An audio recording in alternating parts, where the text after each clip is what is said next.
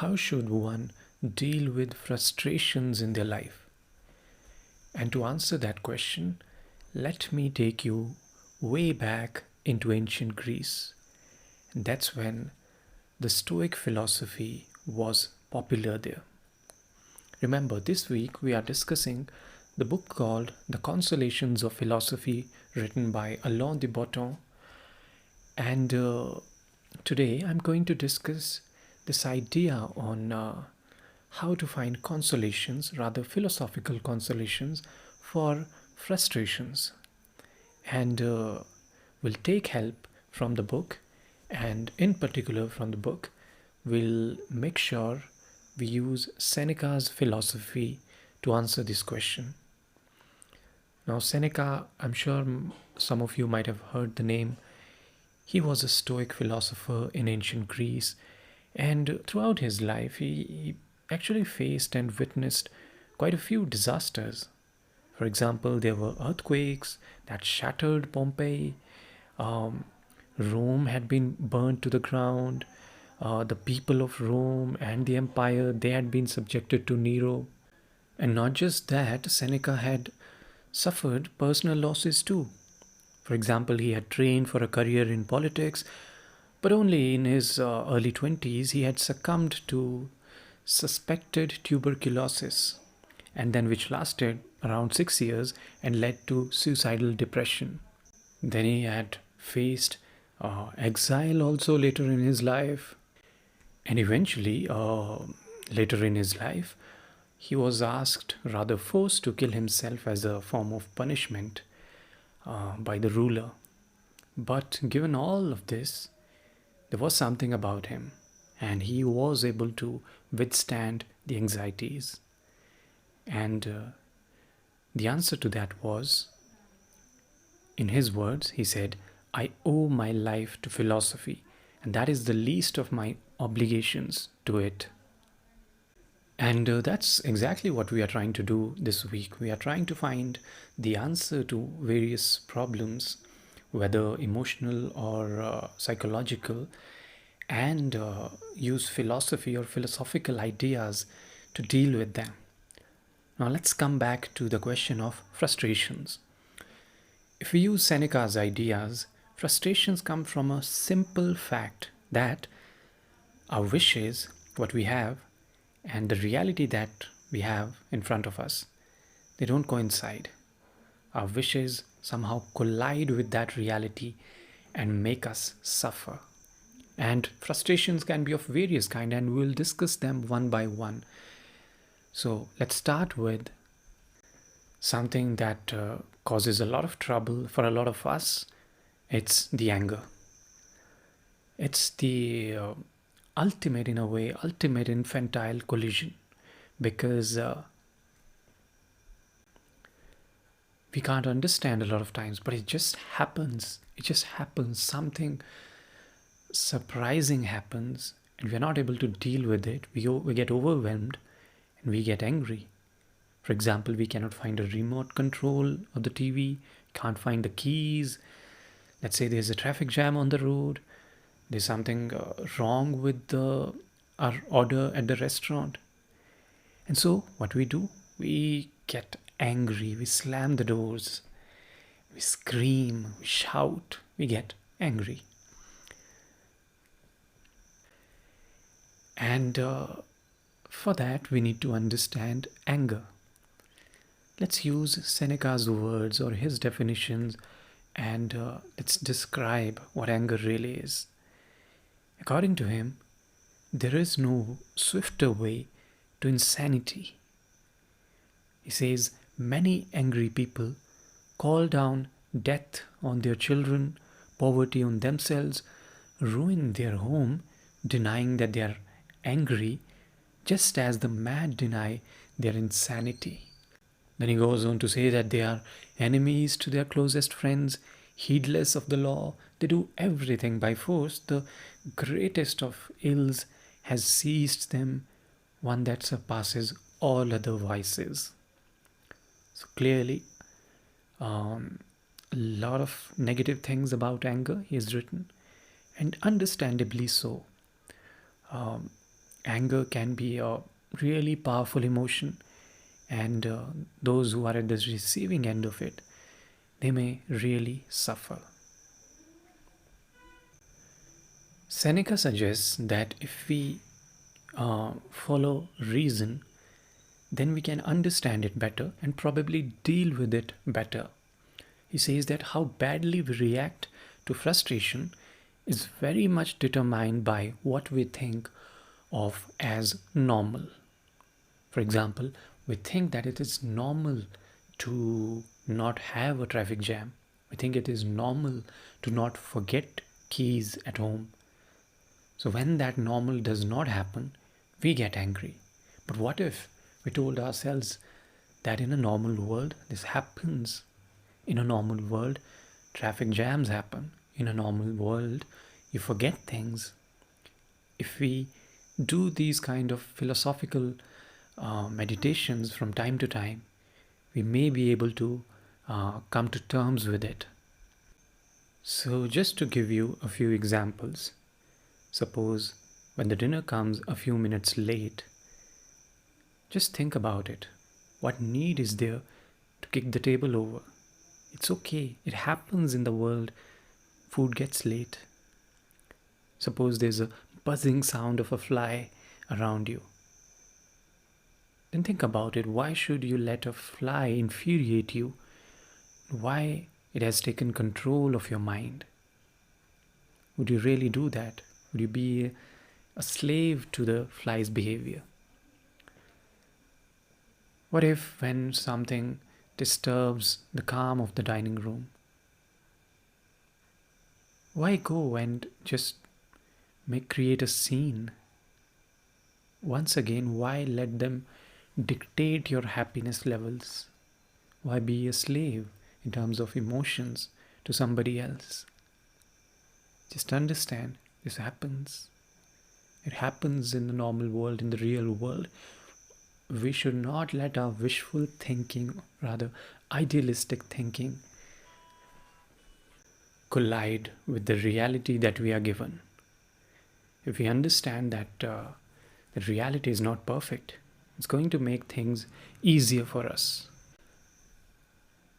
Then let's deal with the second kind of frustration, which can come in a form of shock. And it happens when terrible things happen around us. For example, recently we heard about a plane crash, and that shocks us. This feels terrible, the idea of death. It's unusual, it's terrible. And it creates a shock inside us. It makes us panic, frustrates us in some ways. Once again, Seneca asks us to think about all the bad things that can happen. And once again, not to run away from the problems, not to create an idealized version of your expectations and project it onto the reality. No. Understand, accept that bad things can happen. So according to Seneca, the wise will start each day with the thought that fortune gives us nothing which we can really own. Nothing, whether public or private, is stable. The destinies of men, no less than those of cities, are in a whirl. Whatever structure has been reared by a long sequence of years at the cost of great toil and through the great kindness of the gods is scattered and dispersed in a single day. No, he who has said a day has granted too long a postponement to swift misfortune. An hour, an instant of time, suffices for the overthrow of empires. We live in the middle of things which have all been destined to die. Mortal, have you been born? To mortals have you given birth? Reckon on everything, expect everything. And this is the kind of a pessimistic view that in a way liberates the mind. Start your day. Every day remind yourself of all the bad things that can happen. Remind yourself that this could be it. And then be grateful for whatever you find, whatever joys you find, the life you find. Be grateful for that. And that will give you a great sense of freedom. Then the frustration can come from sense of injustice. And it's very simple for us. We expect, once again, because of our idealized version, we expect that goodness will lead to reward and evil will lead to punishment. But as you would have noticed, it doesn't always work out that way in this world. And that gives you a sense of frustration. So how do we deal with that? What does Seneca say? The answer to that, he says, is in understanding that there is a random element into human destinies. So we cannot always explain our destiny just by referring to our moral worth. That is, if you're doing something good, we'll always be rewarded. We might get cursed, we might get blessed without any justice behind it or injustice behind it. We don't know. So not everything that happens to us occurs with reference to something about us. And that is true for everybody. Whatever happens to people happens without any reference to something about them. It just happens. There is this element of randomness. So if a lot of the injustices around the world, they frustrate you, just think about this. Wherever you can change certain things, you can contribute, you should. But at the same time, remind yourself from time to time that there will be this element of randomness. And you'll have to live with that. Then comes frustration in the form of anxiety. And it's particularly relevant for most of us. There's a lot of anxiety around us. What is really anxiety? It's a kind of a feeling, it's a kind of agitation about an uncertain situation, which on one hand we wish that will turn out for our best, but at the same time we fear that it might just turn out for the worst. And we get anxious. The most notable sign of it is then we lose contact with the reality. We are thinking somewhere else. Our minds are somewhere else. Our bodies are also somewhere else. They are not really grounded in reality. We're not in the moment. That's what happens when you experience anxiety. How do we deal with that? Well, in some ways, you'll find that normally what everyone does is that they give you comfort, they give you reassurance. If you're feeling anxious, people will tell you that your fears are just exaggerated and whatever is you're thinking about, both those bad things, they won't happen. Everything will turn out fine. But Seneca has problem with this kind of comforts and assurances. There are two problems, in fact. One, it does not prepare the other person for the worst, and it quite indirectly suggests that if the worst turns out to be true, it's really painful. It's that bad. But Seneca suggests something else. He suggests that even if the worst things were to happen, you will still live on. It'll be okay. You can deal with that. Even the worst were to occur, that's still okay. So, for example, in the year 63 AD, one of Seneca's friends, he was a civil servant. He wrote to Seneca when he was facing some kind of lawsuit. He was threatened that his career would end and there will be disgrace on his name forever. So he wrote to Seneca, and to which Seneca replied, "If you wish to put off all worry, first assume that you may fear what you fear may happen is certainly going to happen. So, in other words, what you're fearing, whatever you're fearing, whatever your worries are about, just imagine that they will come true. Then he goes on to say, if you lose this case, can anything more severe happen to you than being sent into exile or led to prison? I may become a poor man. I shall then be one among many. I may be exiled. I shall then regard myself as though I had been born in the place to which I'll be sent. They may put me in chains. What then? Am I free from bonds now? So the idea is, even if the worst were to happen, it's okay. You can deal with it. Tell yourself that, remind yourself about your strengths. Even if the worst were to happen, you'll still be okay. You'll still deal with it.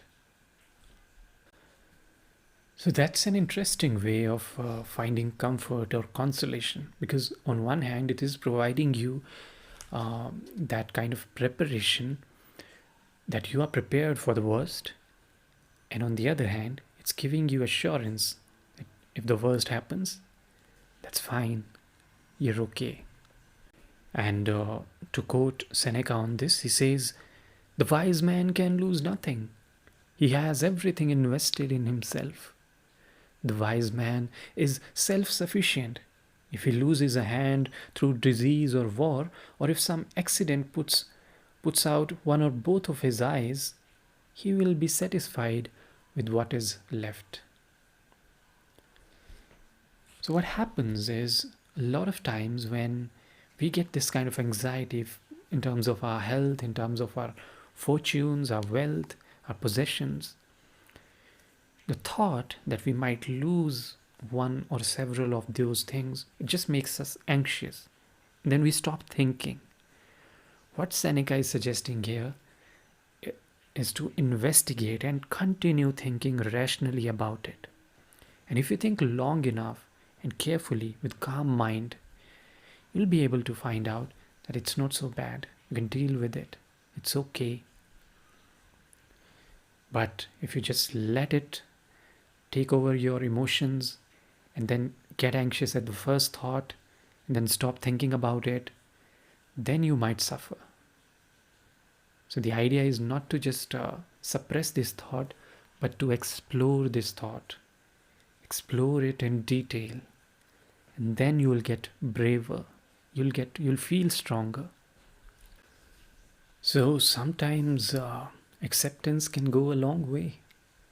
Just not fighting with the thoughts, just letting it be. And he gives this example of the animals or dogs. They are wrestling with their noose and trying to get out of it, and in the process it just gets tightened.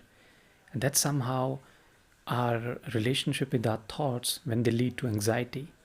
The more we wrestle with them, the more we will suffer. But if we understand them, be gentle and embrace them, then we'll feel better. And that's the idea here, that not really wrestling with the thoughts, not letting them control your emotions, but understanding them, exploring them carefully and slowly like a philosopher. And that's what Seneca did. And that's what a lot of Stoic philosophers, they did. They suggested all the things that I discussed earlier, that preparing your mind for the worst every day, that bad things can happen, will happen. Let's be ready for them and be grateful for all the time when the bad things are not happening.